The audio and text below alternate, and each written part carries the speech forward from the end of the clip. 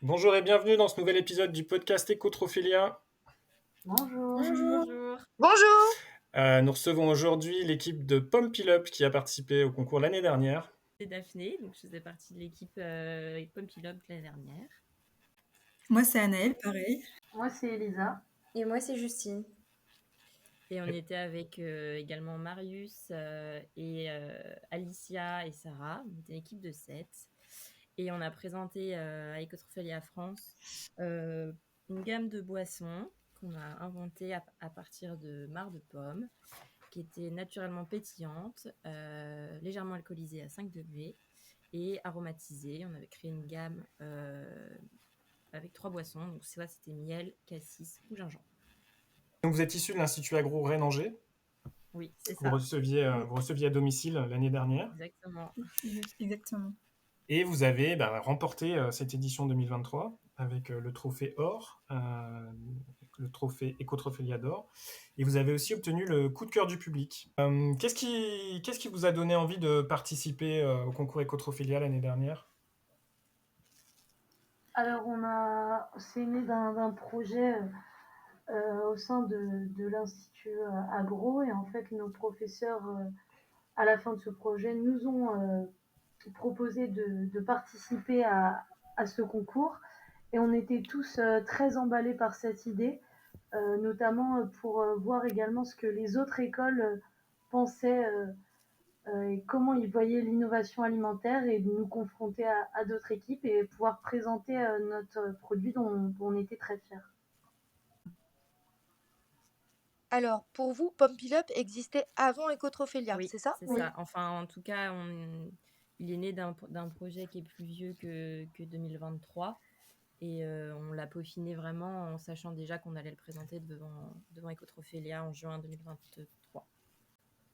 Pour vous, ça représentait quoi, Ecotrophilia ? Vous en aviez quelle idée avant de vous inscrire ?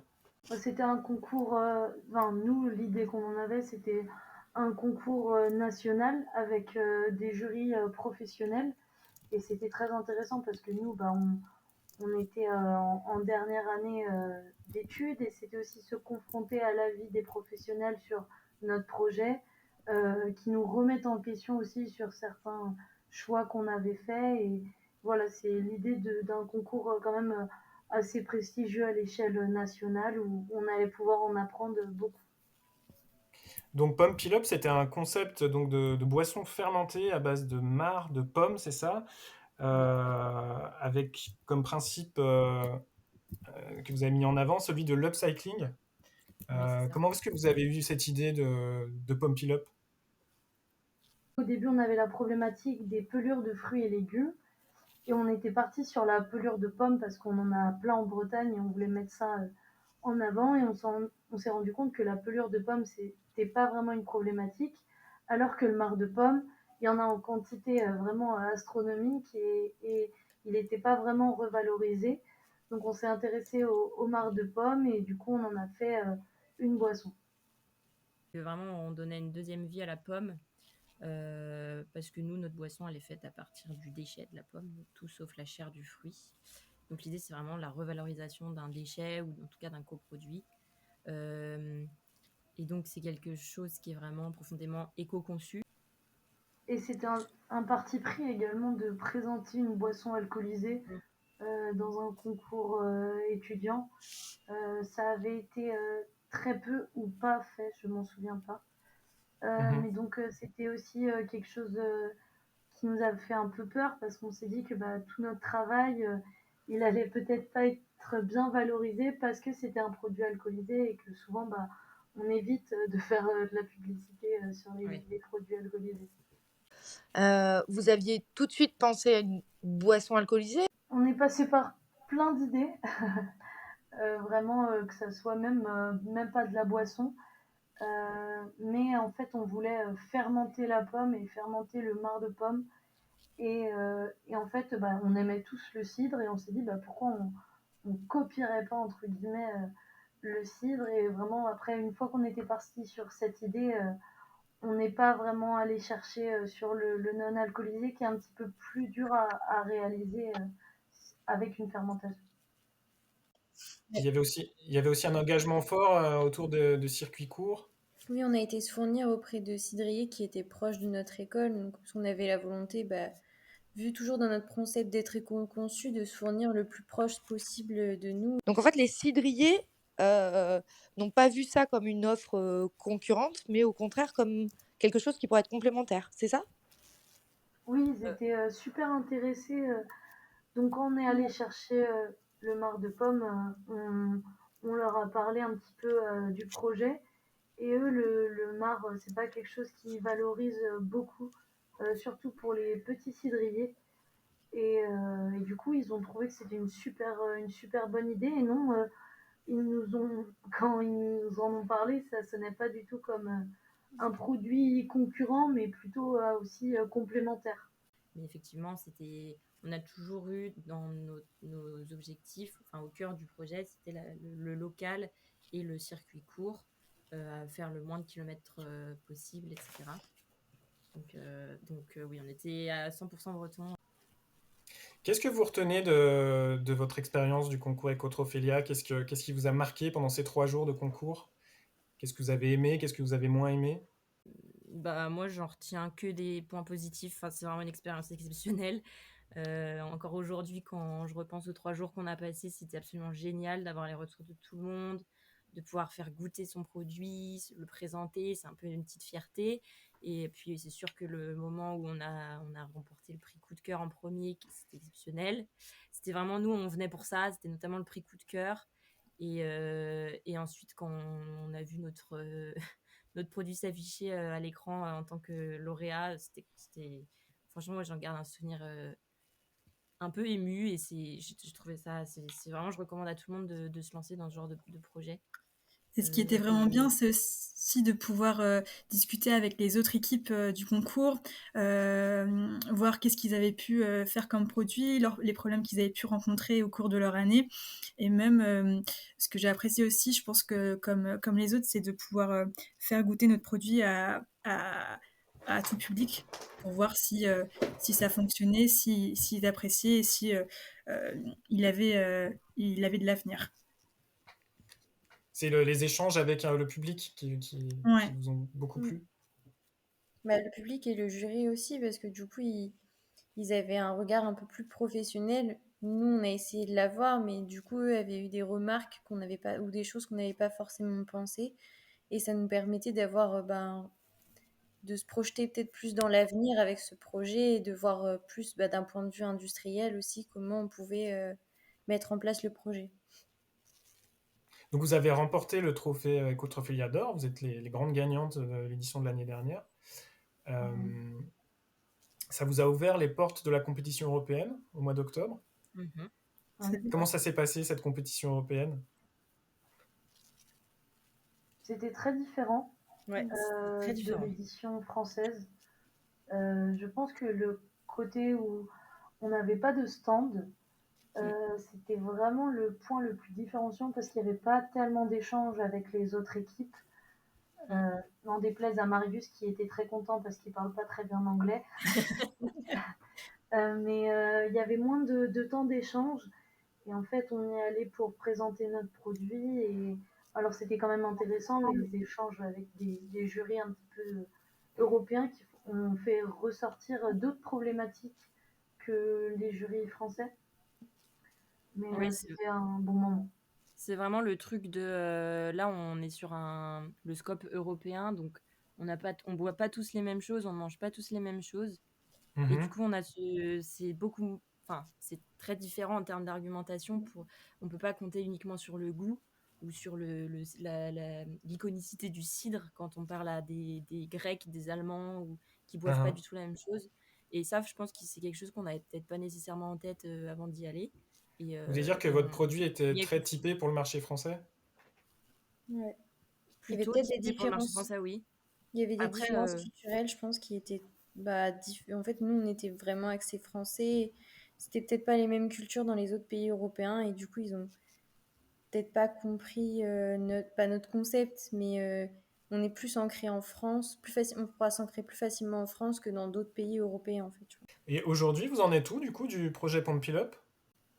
On l'a laissé dormir, on l'a laissé un peu mûrir, je pense, chacun dans notre tête, de notre côté. C'est vrai qu'en étant jeune diplômé, on a beaucoup d'autres enjeux dans notre vie pro et dans notre vie perso. Donc pour le moment, on s'en est pas saisi en tant que vraiment projet à part entière. Mais certains membres de l'équipe l'ont encore en tête. Je pense qu'on y pense. Et on pense aussi peut-être à une session. Enfin voilà, ça dort, ça mûrit doucement. Donc pour l'instant, pas de grosses annonces du tout, mais on ne l'a pas abandonné entièrement en tout cas. Est-ce que ça vous a donné envie de poursuivre dans ce secteur des boissons? Justement, moi, oui, vraiment, ça m'a ouvert la porte au monde des vins SPI et aujourd'hui, je travaille au sein d'un très gros acteur des vins SPI. Donc, moi, je D'accord. me suis prise de passion pour ce milieu-là, oui. Et on a d'autres personnes dans l'équipe qui ont également travaillé dans des gros acteurs des boissons. Pour vous, à quoi ça sert d'innover dans l'alimentation aujourd'hui? En fait, il y a tellement de choses à faire on peut tellement s'amuser à innover sur la food et sur les boissons. Il y a tellement de choses à faire. Là, on l'a vu, on s'est saisi du marc de pomme, mais il y a plein de possibilités. Et il y a quelques innos qui sortent en ce sens. On le voit notamment avec le végétal, le vegan. Mais il y a, je pense, beaucoup de choses à faire et ça permet aussi d'éduquer beaucoup, je pense, tout le monde sur les impacts que l'agriculture et les industries agroalimentaires ont aujourd'hui. Donc c'est vraiment essentiel pour nous, effectivement, et on est très bien préparé à ça dans nos études d'ingénieur à l'Institut Agro. Ouais. Au-delà de la dimension de durabilité alimentaire et d'écologie et de préservation des ressources, il y a aussi toute la partie nutrition et sociale. Alors nous, nutrition, c'est pas ce qu'on a mis en avant quand on a voulu faire un produit quand même alcoolisé. Mais il y avait plein d'équipes qui étaient sur cet aspect nutrition. Et donc là, innover, c'est aussi pour faire que les gens mangent mieux. Mangent mieux et boivent mieux aussi. Oui. Exactement, c'est très important Avec de passer modération. par l'axe de la convivialité. Là, oui, c'est intéressant ça. Et ça me fait une transition avec le mantra des 25 ans d'Ecotrophilia. Vous savez qu'on fête cette année les 25 ans. Et on a sorti un petit slogan, un mantra en 3 mots, 3 verbes, qui sont secouer, réunir et réparer. Est-ce que c'est un triptyque qui vous parle? Bah, moi, je dirais que secouer notre boisson, c'est pas une bonne idée à première vue. Mais ça peut être fun. Et réparer, moi, ça me fait penser directement à l'upcycling, comme si on réparait la pomme un peu. On lui donne une deuxième vie, effectivement. Ah, c'est intéressant.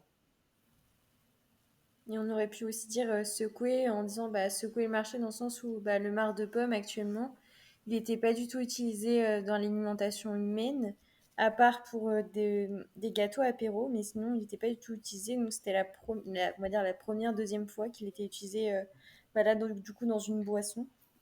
Donc ça fait un peu secouer aussi le marché avec une nouvelle matière première qu'on n'a pas pu utiliser juste avant. Est-ce que on pourrait imaginer à un moment donné que Pump It Up puisse avoir une vie dans un grand groupe, par exemple? Oui, on peut clairement l'imaginer. Alors, ce qui était quand même rigolo l'année dernière, c'est quand les professionnels passaient, certains essayaient de tirer au maximum les informations qu'ils pouvaient prendre sur nos secrets de fabrication. Oui, c'était un peu le sens de ma question, justement. Voilà. Et réponse à la question, oui, il y a eu certains filous qui ont essayé de nous tirer nos secrets. Mais on leur a rien dit, bien sûr. Et oui, on pourrait imaginer Pump It Up pour une entreprise ou une start-up qui a monté son entreprise, c'est pas la seule victoire. Enfin, nous, on y a réfléchi aussi.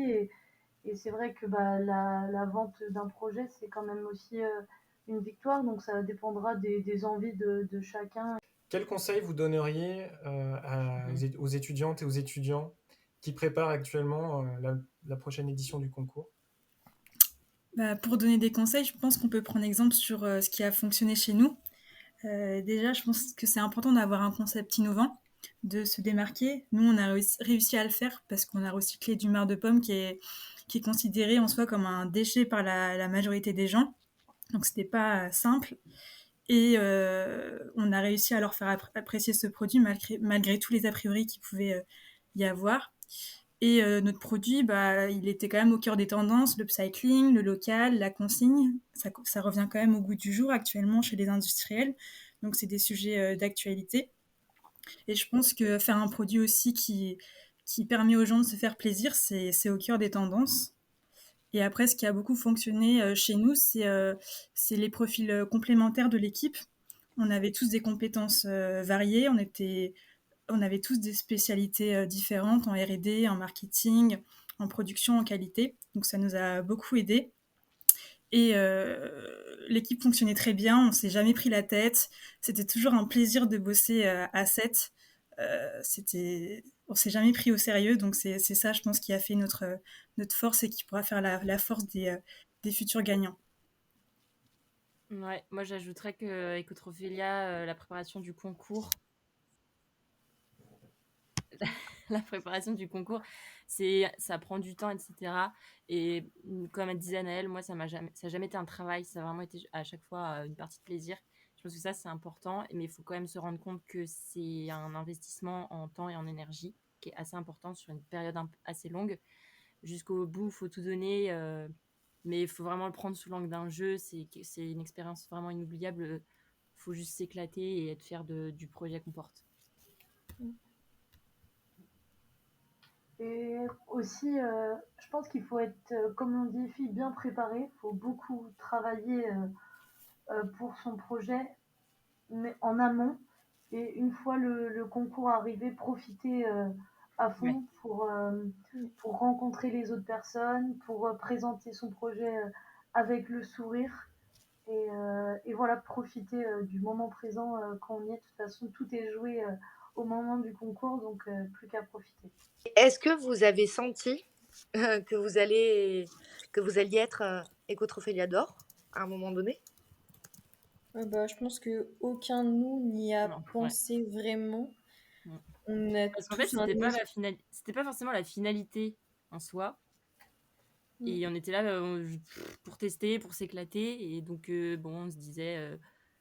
on visait plus le coup de cœur du jury, en fait, pour être honnête. Oui, non, en fait, ouais, on n'est pas parti avec une ambition en particulier. Oui, bien sûr, je pense comme toutes les équipes, on avait un espoir de ramener quelque chose, mais à aucun moment on a visé l'or. De toute façon, à aucun moment on s'est pris la tête. Nous, on a toujours été dans cette ambiance on va profiter au maximum, donner le plus qu'on peut, et si ça passe, c'est bien. Si ça passe pas, c'est que il y avait meilleur et c'était amplement mérité pour les autres en fait. On le sentait peut-être un petit peu pour le prix coup de cœur du public, parce que notre Bigouden avait mis toutes ses forces pour alpaguer les gens et les faire goûter, et on avait tous un sourire immense, et sur ça, on le voulait, c'est le prix qu'on voulait le plus et qu'on était le plus content de gagner au final. Au fil des jours, on se disait « Ah là là, mais ce serait trop chouette que tout cet engouement qu'on a autour de nos stands se concrétise par le prix coup de cœur du public. » Et on pensait plus à ça, en fait, effectivement.